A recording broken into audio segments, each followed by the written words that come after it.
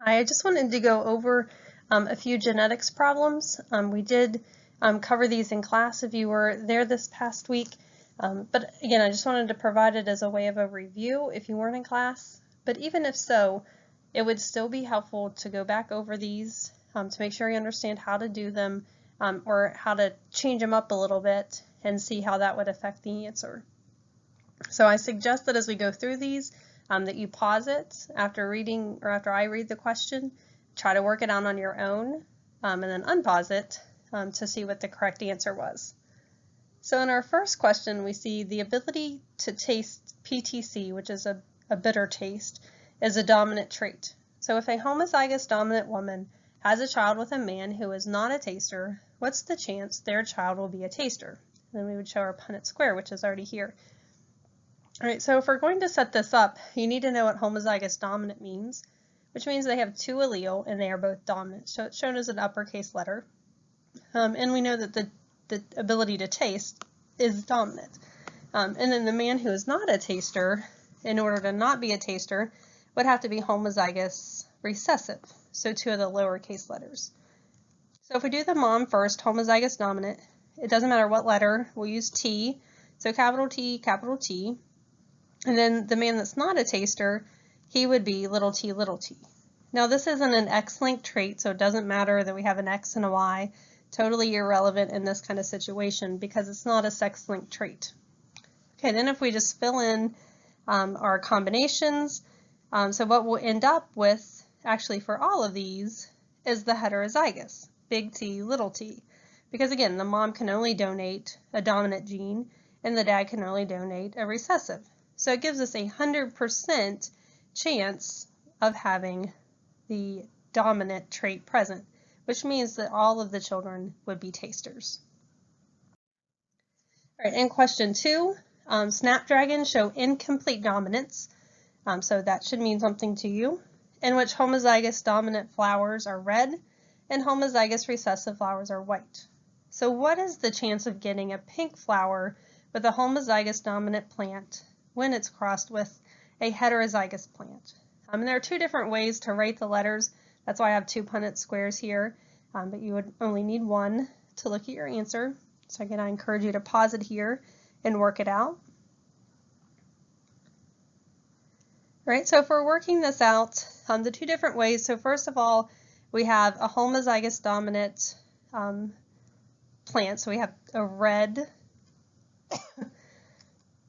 Okay, so we can either do this just with capital R, or sometimes it's also shown, and how it's shown in your text is that it's a capital C for color, and then it gives you the actual color, which is red, as a superscript. And then that is going to be crossed with a heterozygous plant. So for the heterozygous, we would have either our C with our R for one red allele and then W for the one white allele. Or we could just show it our normal heterozygous way with big R, little r. So then whenever we combine those together, again, we have a 50% chance of having red flowers, but our question was asking us about pink. And again, the pink occurs whenever we have the heterozygous, because we're talking about incomplete dominance. So here, where we have one dominant and one recessive allele, instead of being red, as it would be if it was completely dominant, they produce a pink color, something in between. So the heterozygous with incomplete dominance is something in between the dominant and the recessive trait. So our answer here would have been C, 50% chance of having a pink flower. Right, number 3, so what's the chance of getting a pea plant with recessive green color when a heterozygous pea plant is crossed with a green pea plant? Again, encourage you to pause it here. So if we're setting this up, our heterozygous means that we have one dominant allele and one recessive allele, so big T, little t in this case. Again, that can be any letter. And then if it's crossed with a green plant, it tells us that's the recessive trait, so it means it has to be homozygous recessive, so little t, little t. So if we do our possible combinations, we have a heterozygous we have a homozygous recessive, then another heterozygous, and another homozygous recessive. So we have a 50% chance of having green because that's the homozygous recessive trait.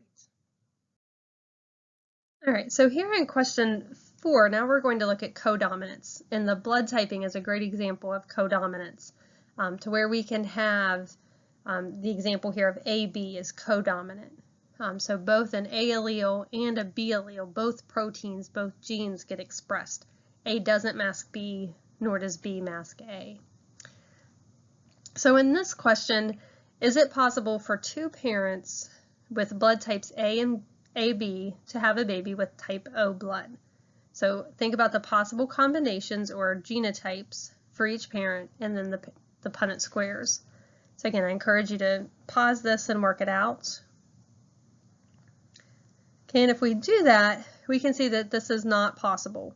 Okay, so paternity can be used to rule out people. So if A is the mom and AB is the dad, and we had an O child, we could determine that the AB father here definitely is not the child's father. Because again, it's impossible for this combination to come together to produce an O baby. So it's not always conclusive if there are more than one option, but we can't exclude people like in this example. Okay, so the way that we know it's not possible is because the genotype for our A parent, there are two possibilities. They can be heterozygous, having the dominant A allele, and then a recessive allele, which is little I. Or they can be homozygous dominant and have both A alleles present. But the only genotype available for the AB individual is an A dominant trait and a B dominant trait. So again, both of those get expressed, but again, because the AB parent does not have that recessive allele, there's no way to get an O baby, because O babies are the recessive, homozygous recessive offspring. So little I. And just to kind of look at the Punnett square, again, the only possible way is maybe if mom or dad, whoever's the A blood type, the heterozygous, just to kind of see how this would work out. If they're heterozygous and then we have the AB, we can have a child that's A, so it's a 50% chance the child could be an A, either homozygous or heterozygous with the A allele, 25% chance they could be an AB blood type, and a 25% chance that they could have the B blood. But again, there's no combination where we have little I, the homozygous recessive, and that's what our O type is. So A here is the absence of a trait. So there's no A and there's no B. So O is the homozygous recessive. All right, and then the last two are looking at pedigrees. So a couple case studies dealt with this, but I just want to hit on it one more time. Again, similar questions on the test. So if you have a pedigree here, you need to be able to determine whether it's a sex-linked or autosomal trait, and then is it dominant or recessive. Okay, so take a second to look at this and then unpause it.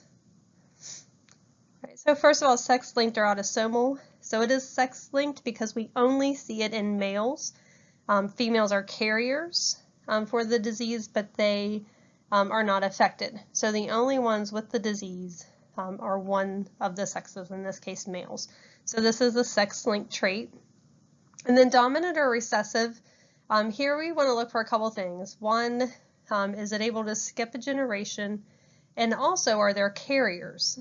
Okay, so it is recessive because it can skip generations. We have people that don't end up with them. And actually, if we just kind of start at the bottom and work our way up, we can see, let's just start on the bottom left. So we see that the male here is affected, but his parents, neither one of his parents had the disease. So it skipped their generation. Okay, and then if we look at his grandparents, which would be in generation 2, again, also his grandparents did not have the disease. We have to go back to his great grandfather who had the disease. So it was able to skip the generation. For this offspring, so at the bottom in generation 4, and it's actually in both scenarios, either on the left or the right, it's present in generation 4, but for their family tree, like their parents and their grandparents, neither their parents or grandparents had the disease. So it was able to skip those generations. Again, we also see carriers. Again, if it was a dominant trait, a carrier would be heterozygous, which means they would also be affected. So both of those things here tell us it's recessive. And then finally, our last one, so sex-linked or autosomal, again, dominant or recessive here. And then this is exactly the opposite. So it's autosomal, it's in both males and females, but it's also a dominant trait because there are no carriers of the disease, and also it's in every generation. So we see down in the bottom, so individuals 3, 4, and 5, one of their parents had the disease, and then also their grandparents had the disease.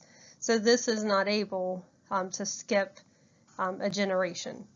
So if it's in one, then we'll see it in the next generation and then the following generation as well. So again, no carriers and in all generations. All right, if you guys still have questions about any of these, how to set them up, please let me know.